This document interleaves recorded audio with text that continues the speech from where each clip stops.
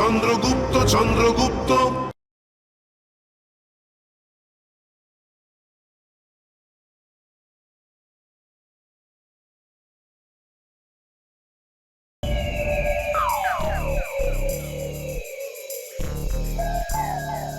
মিত্র, এই মেয়েদের উপস্থিতি আমাদের অভিযানে বিপদ ডেকে আনতে পারে। আমাদের অভিযানে এরা বাধা হয়ে দাঁড়াবে, দেখে নিস তুই। কথাটা ঠিকই বলেছো তুমি শশাঙ্ক, কিন্তু কি করা যাবে? এরা যে রয়েছে, আর এদেরকে এইভাবে এই জঙ্গলে ছেড়ে কোথায় যাব আমরা?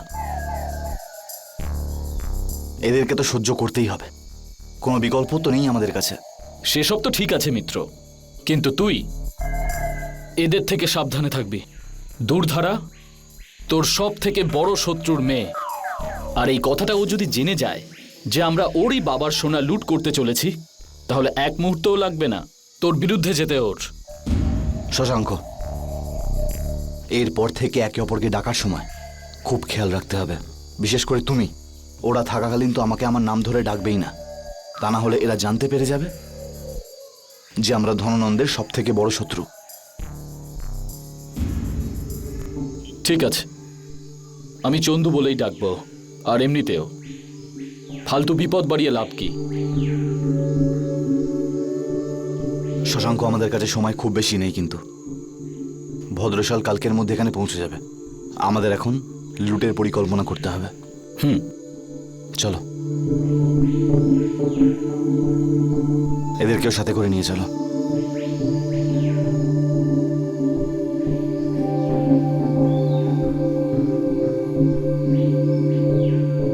আজ সূর্য কোন রাশিতে চলছে? বৃশ্চিক রাশিতে আচার্য। সূর্যাস্তের সময় পর্যন্ত সূর্য এই রাশিতে কত অংশ চলবে?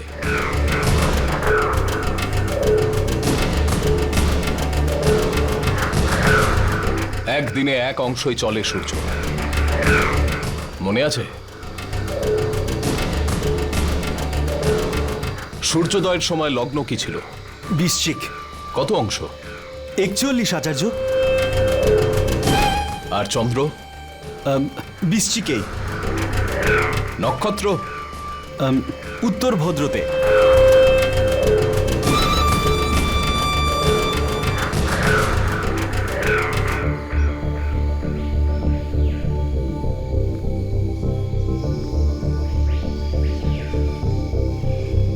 ঘোর বিপত্তি আসতে চলেছে আচার্য।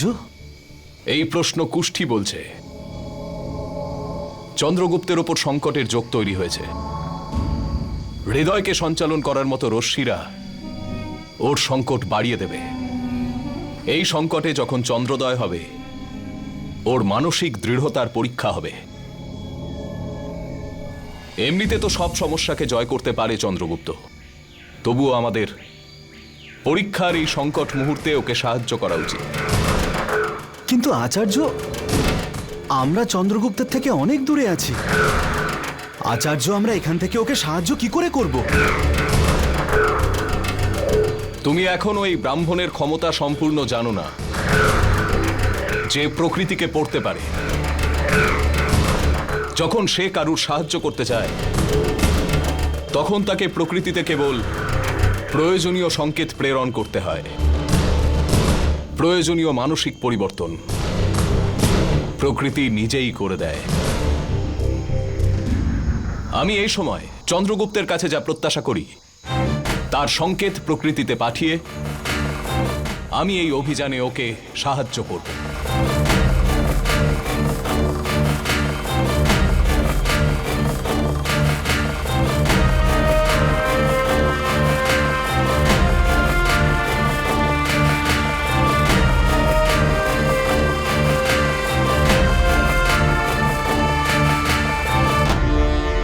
যুদ্ধ কৌশল, যুদ্ধ নীতির প্রতিবিম্ব।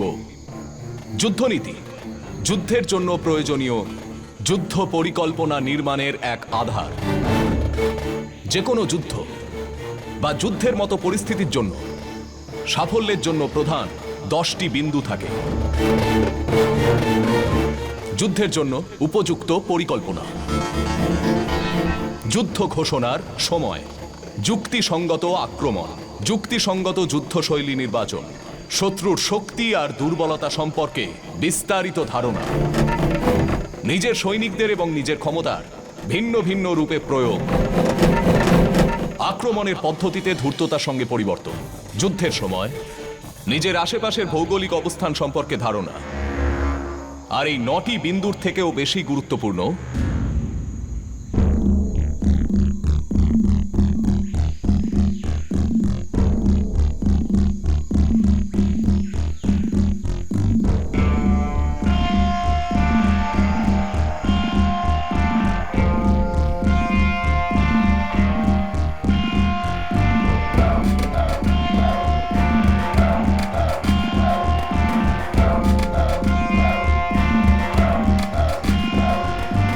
আমাদের সৈনিকেরা এই জঙ্গলে লুকোলে কেউ দেখতে পাবে না।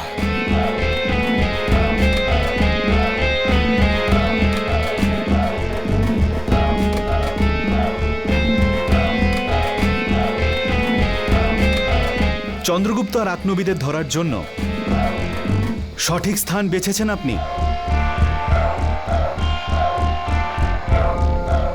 আমি এই আক্নবীদের বেশ ভালোভাবেই চিনি, আর এই অঞ্চলটাকেও। আহেরিয়া এটাই ভাববে যে রাতে আমরা ওই নদীটা পার করতে পারবো না, তাহলে এই নদীটা আমরা দিনের বেলা পার করব, আর সেই সময় তারা জঙ্গল থেকে লুকিয়ে আমাদের আক্রমণ করবে। এই স্থানে আমাদের মতন আক্রমীরা এরকমই পরিকল্পনা করে থাকে। সেই জন্যই ওদের রুচিকে মাথায় রেখেই আমি এই জায়গাটা বেছেছি। ওরা আমাদের জন্য অপেক্ষা করতে করতে অধৈর্য হয়ে গিয়ে নদীটা পার করতে বাধ্য হবে। ব্যাস, আমরা ওদের উপর আক্রমণ করে ওদেরকে ঘিরে ফেলবো।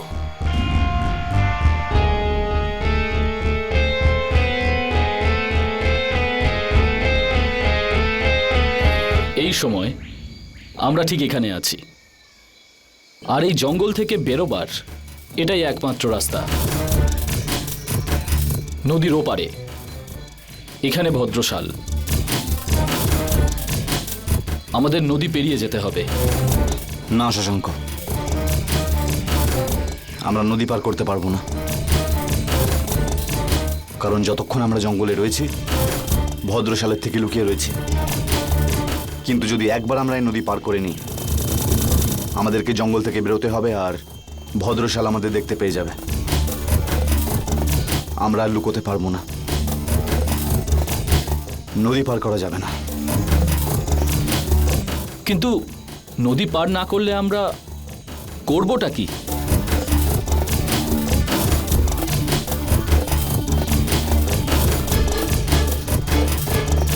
যখন আমাদের কাছে যথেষ্ট সৈন্যবল থাকে তখন আমরা প্রতিকূল পরিস্থিতিকেও অনুকূলে আনতে পারি, কিন্তু আমরা সাধারণ মানুষ চন্দ্রগুপ্ত, তাই আমাদের সর্বদা আমাদের থেকে অনেক বেশি শক্তিশালী শত্রুর সম্মুখীন হতে হয়। এই অবস্থায় আমরা উপযুক্ত সৈন্যবল আর উপযুক্ত সময় কিছুতেই পাবো না। তাই আমাদের প্রতিকূল পরিস্থিতিকে আমাদের জন্য সুবিধাজনক করে তুলতে হবে। বাধাগুলিকেই রক্ষক বানাও।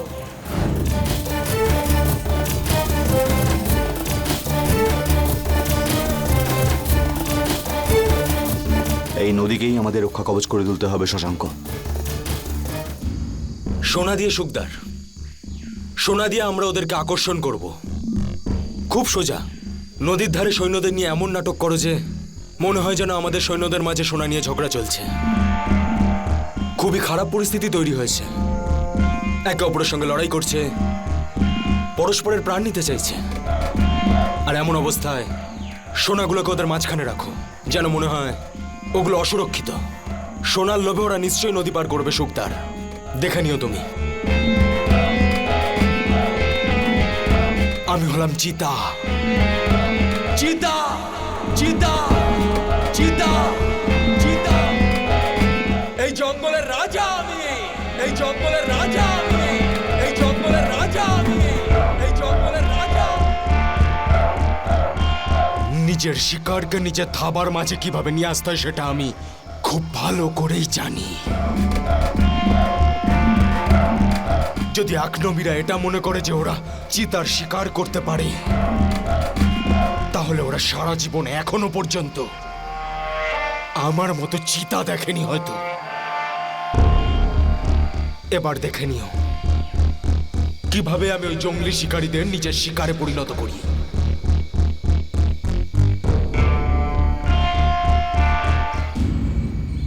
তোমার মাথাটা খারাপ হয়ে গেছে, এটা খুবই কঠিন। এটাই একমাত্র উপায় শশাঙ্ক, এবং অখণ্ড ভারতের নির্মাণের জন্য আমি যে কোনো পরিস্থিতিকে মেনে নিতে রাজি আছি।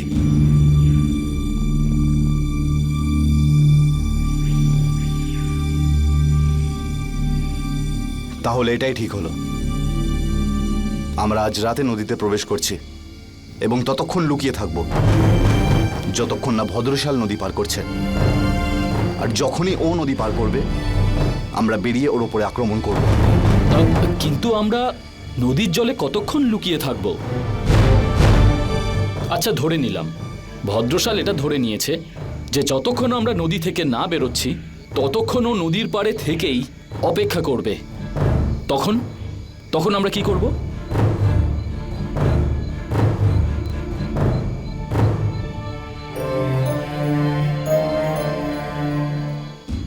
প্রতিটি যুদ্ধ কোনো না কোনো প্রকারের ছলনা বা চমকের ওপর নির্মিত হয়। যদি তুমি নিজের শত্রুর বিরুদ্ধে একটা ভালো পরিকল্পনা বানিয়েছ, তাহলে এটা মেনে নাও যে সেও তোমার বিরুদ্ধে তার থেকে উন্নত পরিকল্পনা বানিয়েছে। যুদ্ধে সেই যোদ্ধাই সফল হতে পারে যে নিজের শত্রুর সব পরিকল্পনা আন্দাজ করতে পারে আর তারপর উৎকৃষ্ট চমক তৈরি করতে পারে। যেমন যখন তুমি আক্রমণ করতে চলেছ তখন শত্রুর যেন মনে হয় যে তুমি আক্রমণের পরিস্থিতিতে নেই। যখন শক্তির প্রয়োগ করবে শত্রুর যেন মনে হয় তুমি নিষ্ক্রিয়। যখন তুমি শত্রুর খুব কাছে রয়েছ তখন যেন তার মনে হয় যে তুমি তার কাছ থেকে অনেক দূরে রয়েছ। আর যখন তুমি দূরে থাকবে তখন যেন শত্রুর মনে হয় তুমি তার খুব কাছে রয়েছ। শত্রুর কাছে নিজের সঠিক অবস্থান লুকিয়ে ছলনার দ্বারা তাকে বিপর্যস্ত করো। আর শত্রু যখন অস্থির হবে তখন তার উপর আঘাত করে তাকে শেষ করে দাও।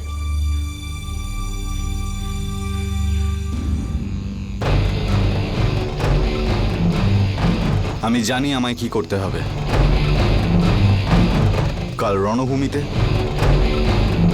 আমি ছল করে এমন এক পরিস্থিতি সৃষ্টি করব যে ভদ্রশালকে নদী পার করতেই হবে।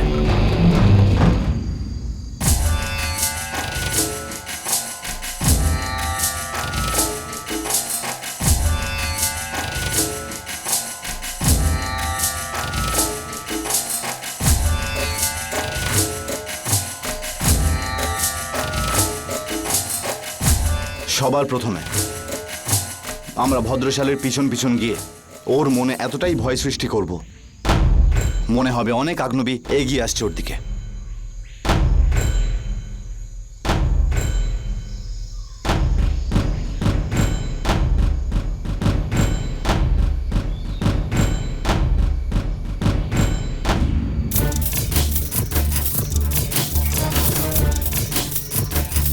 এইটা কি করলে তুমি? চোর! আবার ছলনা করলে না তুমি আমার সাথে? কত নীচ যোদ্ধা তুমি! দেখুন, আপনি দয়া করে চুপ! মাথা মোটা কোথাকার! আমি তো এটা বুঝতে পারছি না যে এত বুদ্ধিমান হওয়া সত্ত্বেও তোমরা এইরকম একজন অত্যাচারী মানুষকে সর্দার মেনে নিলে কি করে? দেখলে না কি দুর্ব্যবহার করলো ও আমাদের সাথে? ও হলো উচ্চ শ্রেণীর বিশুদ্ধ অত্যাচারী। বলা শেষ হয়েছে? চলে যাচ্ছ কোথায়? তোমার জন্যই বলছি আমি এইসব। বারবার আমার সঙ্গে এরকম দুর্ব্যবহার করতে লজ্জা করে না তোমার? নিজেকে অন্তত একটু পরিবর্তন করো। এমনিতে তো কোনো কাজের নও, এখনো ভদ্রশালকে পরাজিত করতে পারলে না। তার উপর যদি কেউ তোমায় কোনো পরামর্শ দেয় তার একটা কথাও তুমি শোনো না। এখনো একই কথাই বলছি, আমায় তোমার সঙ্গে নিয়ে চলো, তাহলে অবশ্যই তুমি ভদ্রশালকে পরাজিত করতে পারবে।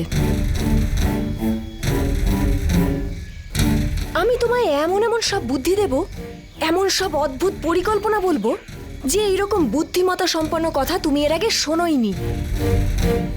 চুপচাপ আমার সঙ্গে সন্ধি করে আমাদের তোমার সাথে নিয়ে চলো, তারপর দেখতে পাবে চমৎকার।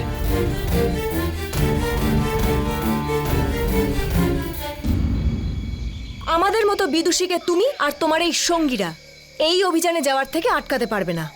এটা অন্যায় করা হবে, ঘোর পাপ হবে, আর আমরা কিছুতেই এটা সহ্য করব না। তুমি নিজেই নিজেকে খুব চালাক আর বুদ্ধিমতী মনে করো, তাই না? কিন্তু এটা তোমার মহল নয়, এটা জঙ্গল।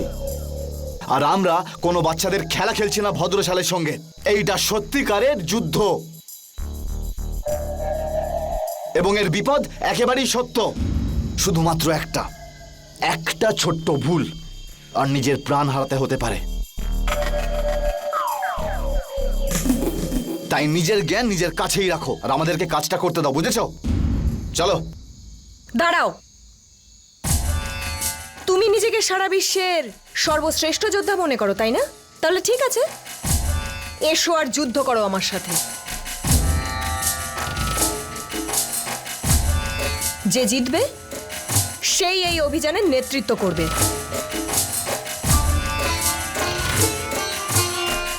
এসো, যুদ্ধ করো আমার সাথে।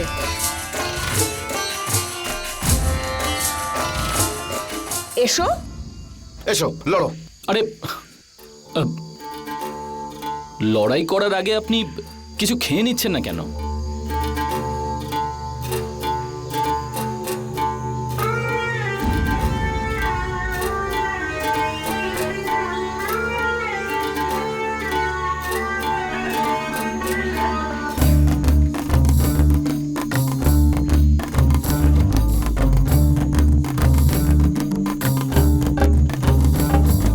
কোন বিচিত্র জিনিস তুলে এনেছো বন্ধু, কিন্তু আগামীকাল একে আমাদের অভিযান থেকে দূরে রাখতেই হবে।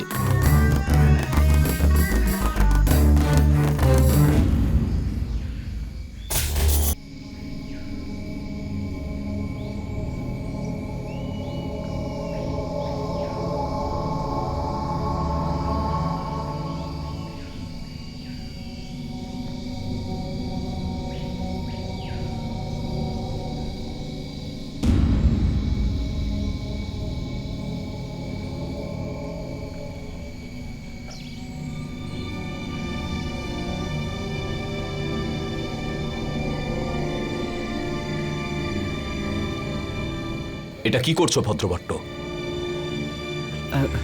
আচার্য, আপনার থেকে যা জ্ঞান অর্জন করেছি আমি সেটা লিখে রাখছি।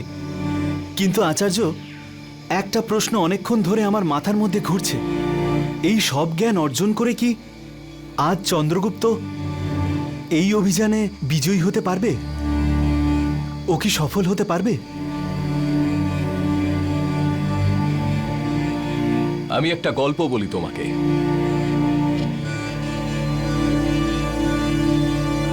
একবার একজন ব্রাহ্মণ একটা বিষাক্ত বিছেকে দেখতে পেল যে নদীর জলে ডুবে যাচ্ছিল। ব্রাহ্মণ তাকে বাঁচানোর জন্য জল থেকে বাইরে নিয়ে আসে। বিছেটা তখন তাকে হুল ফুটিয়ে দেয়। ব্রাহ্মণ তখন প্রচন্ড যন্ত্রণায় ওই বিছেটাকে ছেড়ে দিতে বাধ্য হয়।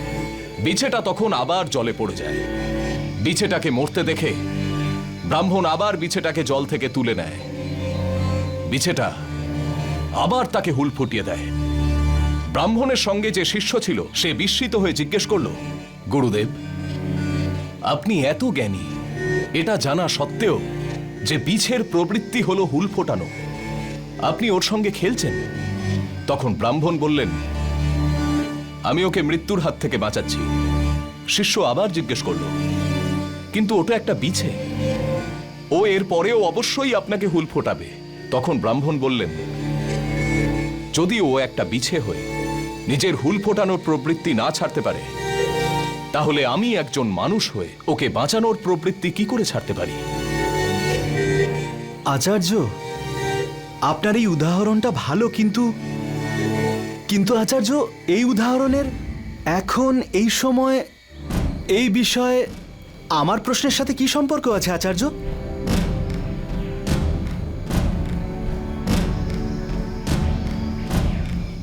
যুদ্ধে যে কোনো কিছু ঘটতে পারে। যুদ্ধে কৌশলও চাই, আবার ভাগ্য। কে জানে কখন কোনটা কাজে লাগে। চন্দ্রগুপ্তর আচার্য হওয়ার কারণে আমি যা কিছু জানি, আমি প্রকৃতির মাধ্যমে সেগুলো চন্দ্রগুপ্তর কাছে পৌঁছানোর চেষ্টা করি। এখন চন্দ্রগুপ্তর ওপর নির্ভর করছে যে ও প্রকৃতির সঙ্গে কতটা সামঞ্জস্য রক্ষা করতে পারে। আমি অন্তত এই নিয়ে সন্তুষ্ট যে আমি আমার কর্তব্য পালন করেছি। আরও একটা কথা, সব যোদ্ধারই নিজের ভাগ্যের ব্যাপারে, নিজের নিয়তির ব্যাপারে অবশ্যই জানা উচিত। কারণ যে যোদ্ধা প্রকৃতির সঙ্গে তালমিল রক্ষা করে যুদ্ধ করে, ভাগ্য তাকে একবার, দুবার, তিনবার ধাক্কা দিয়ে সঠিক রাস্তার দিকে নির্দেশ করে। আর যোদ্ধা যদি চিন্তাশীল হয়, তবে ভাগ্যের সংকেতগুলিকে যুদ্ধ চলাকালীনও পড়তে পারে। তাহলে সে পিছন ফিরে দেখবে, আর ভাগ্য তাকে দুটো রাস্তা দেখাবে, জয়েরও আবার পরাজয়েরও।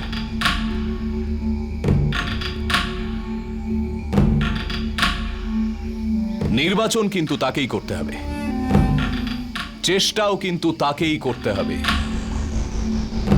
আমি তো এখান থেকে চন্দ্রগুপ্তর জন্য কেবল শুভকামনাই করতে পারি, যা আমি করছি শেষটা তো নিয়তির হাতে। আমরা নিজেদের কর্তব্য তো পালন করি। শশাঙ্ক, তুমি কিছু আগ্নেয়ীদের সাথে ভদ্রশালকে ভ্রমিত করবার প্রচেষ্টা করবে, ঠিক সেইভাবে যেভাবে আমি তোমায় বুঝিয়েছি। আর আমি বাকি আগ্নেয়ীদের সাথে নদীতে প্রবেশ করব।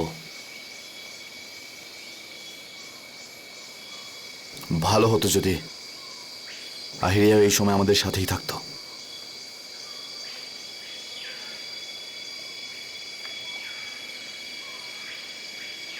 আহিরিয়ার বিষয়ে এই সময় তো চিন্তা করার কোনো প্রয়োজন নেই। ও যেখানেই থাকবে সুরক্ষিত থাকবে। আমার মনে হয় এই মুহূর্তে তোমার সমস্ত মনোযোগ স্বর্ণ লুটের অভিযানের ওপর দেওয়া উচিত। শোনো তোমরা, আমি আবার বলছি, আমাদের সাথে নিয়ে চলো, তোমরা অনেক সাহায্য পাবে।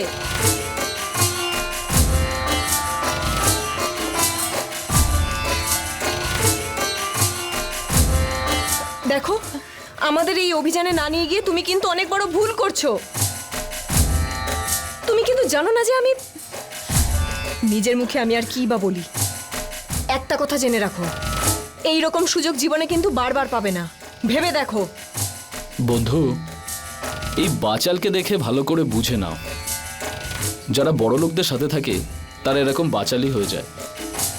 কিন্তু আশ্চর্যের বিষয় এটা, ও আমাদের এই অভিযান একটা রোমাঞ্চকর খেলা ভাবছে, আর তাতে অংশগ্রহণের জন্য বাচ্চাদের মতো আবদার করছে। শেষবার বলছি কিন্তু তোমায়, সাথে নিয়ে চলো আমাদের, নাহলে কিন্তু খুব পস্তাবে। দেখো, যা হবার ছিল তা হয়ে গেছে। না তুমি আমাকে চেনো আর না আমি তোমায় চিনি। এই ঘোড়ার গাড়িটা সাহালিয়া যেখানে যেতে চাইবেও নিয়ে যাবে, যাও। খুব বড় ভুল করছো কিন্তু তোমরা, শেষে কিন্তু আমাদেরকেই কাজে লাগবে।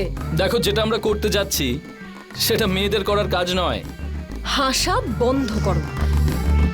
তোমরা কি জানো, যেই সময় আমার মূর্খ ভাই তার পুরো সময়টা ফুর্তি করতে ব্যস্ত ছিল, সেই সময় আমি ভারতের সর্বশ্রেষ্ঠ আচার্যের কাছ থেকে যুদ্ধশাস্ত্র শিখছিলাম। শত্রুদের ছলনা করে পরাজিত করা আর নতুন নতুন আক্রমণের পরিকল্পনা করা তোমার থেকে ভালো জানি আমি। আর এটা আমি তোমাদের দুজনের সামনে অবশ্যই প্রমাণ করে দেখাবো।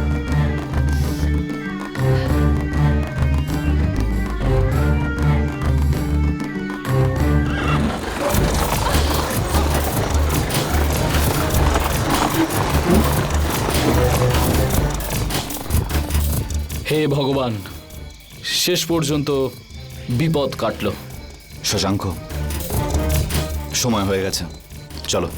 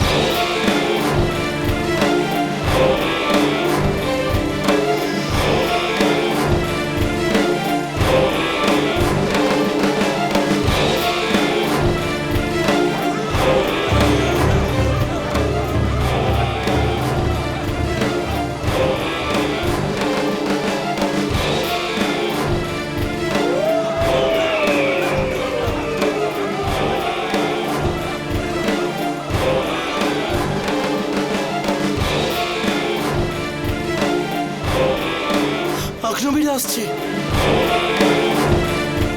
অনেক আক্রমী আমাদের দিকে অস্ত্রশস্ত্র নিয়ে তৈরি হয়ে এদিকে এগিয়ে আসছে। ওরা যতজন আছে তার সামনে আমরা তো কয়েকজন মাত্র। আমরা এই কয়েকজন সৈনিক ওই আক্রমীদের মোকাবিলা করতে পারবো না। এখন বাঁচার একটাই রাস্তা আছে, নদী।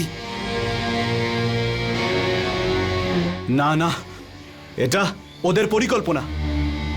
ওরা এতজন থাকতেই পারে না। ওরা আমাদের মিথ্যে ভয় দেখিয়ে বোকা বানাচ্ছে। আর যদি সত্যি অনেক হয় তাহলে? আমায় বিশ্বাস করুন সামন্ত, ওরা আমাদের সাথে ছলনা করছে। আমি নিজেও ওদের সাথে এরকম ছলনা করেছি, সেই জন্য ওদের ব্যাপারে আমি সব জানি। ওরা চায় যে আমরা ভয় পেয়ে গিয়ে এই সুরক্ষিত স্থান ছেড়ে বেরিয়ে যাই, এটাই। কিন্তু আমরা তো এটাও জানি না যে চন্দ্রগুপ্ত আর আহেরি আমাদের জন্য অপেক্ষা করছে কিনা। যদি আমাদের অনুমান ভুল হয় তাহলে? কিন্তু সামন্ত, এইটুকু ঝুঁকি তো আমাদের নিতেই হবে। মনে হয় তুমি ঠিকই বলছো, কিন্তু ওদের পরিকল্পনাটা কি সেটা জানার জন্য আমার কাছে একটা উপায় আছে। কি উপায় সামন্ত?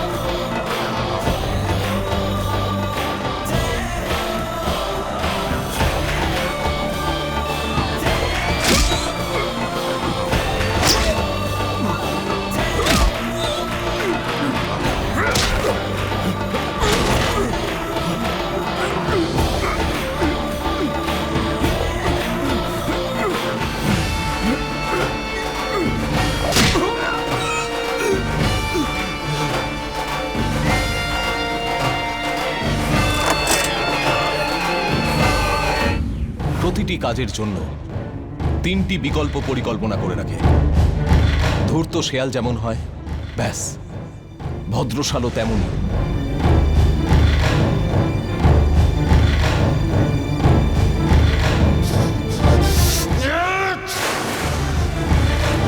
সুখদা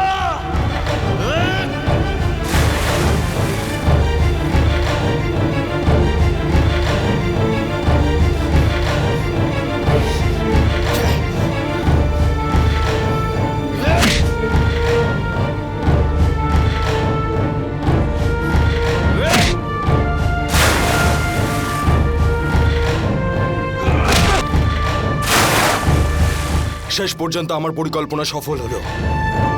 শেষ পর্যন্ত ইঁদুরগুলো নিজের গর্তের বাইরে এলো। এবার আমি এদেরকে দেখাবো আমার শক্তি।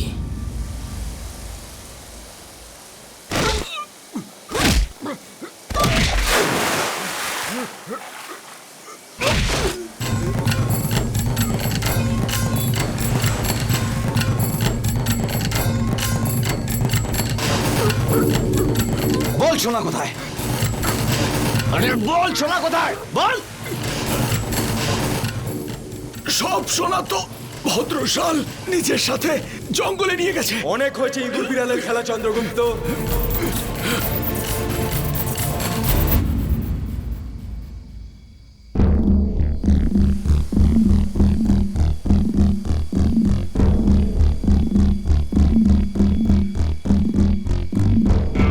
যদি তুমি বীর হয়ে থাকো, যোদ্ধা হও আর বীরত্বের সাথে আমার সঙ্গে লড়তে চাও, তাহলে এসো, লড়াই করো আমার সাথে।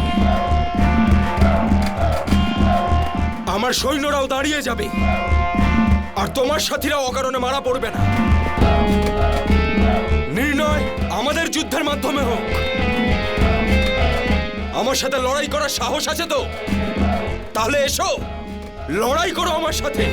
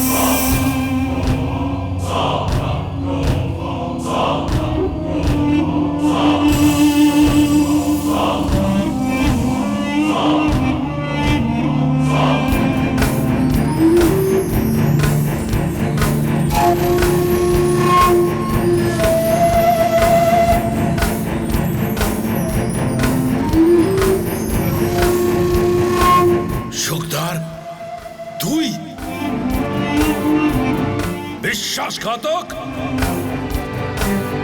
আমি তোকে আগ্নবীদের বাগদৌড় সামলাতে বলেছিলাম, আর তুই এখানে? তুই শুধু আমার সঙ্গে নয়, পুরো আগ্নবীদের সঙ্গে তুই বিশ্বাসঘাতকতা করেছিস, আর তার দণ্ড তোকে পেতে হবে, মৃত্যু।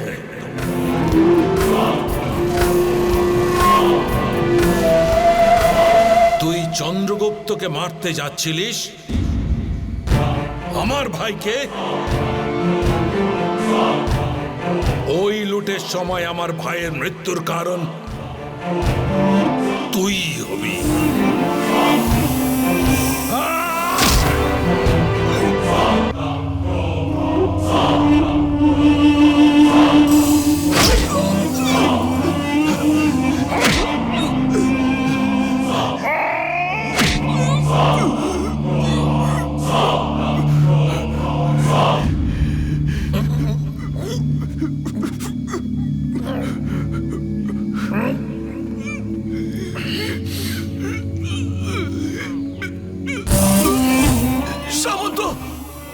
সামন্ত আমাকে বাঁচান, সামন্ত আমাকে বাঁচান, সামন্ত আমাকে বাঁচান আপনি। বাঁচাবো, আর সেটাও তোকে। সুখদার, বিশ্বাসঘাতককে কেউ বাঁচাতে পারে না।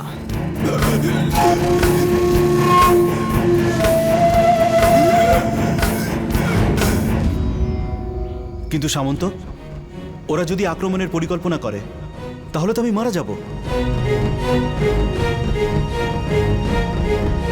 দেখো সুখদার, এমনিতেও তুমি তোমার দলের কাছে শত্রু প্রমাণিত হয়েই গেছে। তোমাকে এখন শুধুমাত্র মগধই বাঁচাতে পারে,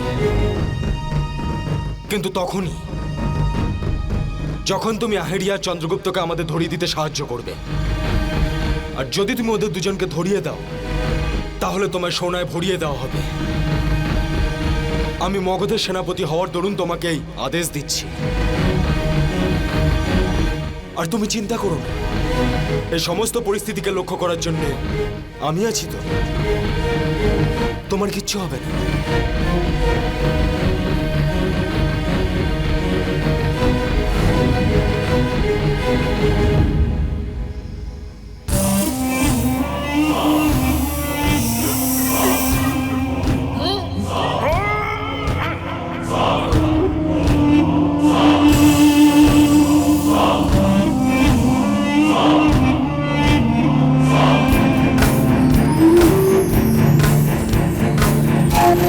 আহেরিয়া,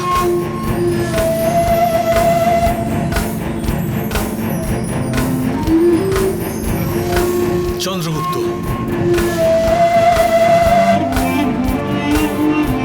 চন্দ্রগুপ্ত, তুমি ঠিক আছো তো? আমার চিন্তা ছাড়ো, আমার তো তোমার জন্য চিন্তা হচ্ছিল। আমি ভাবলাম তুমি চন্দ্রগুপ্ত, আহেরিয়া এত সহজে মরার পাত্র নয়। ভদ্রশালার এই 10-20 তখন ছাড়, 100 জন লোকের জন্য এই আহেরিয়াই যথেষ্ট। তোমাকে দেখে আমার খুব ভালো লাগছে চন্দ্রগুপ্ত। এসো চন্দ্রগুপ্ত, ভদ্রশাল, এসো। চন্দ্রগুপ্ত, সাবধানে। অনেক হয়েছে আহেরিয়া, এবার যা হবার হবে। অনেক খেলা হয়েছে, এবার এই খেলা সমাপ্ত। চন্দ্রগুপ্ত, মনে হচ্ছে ভদ্রশালের এটা একটা চাল।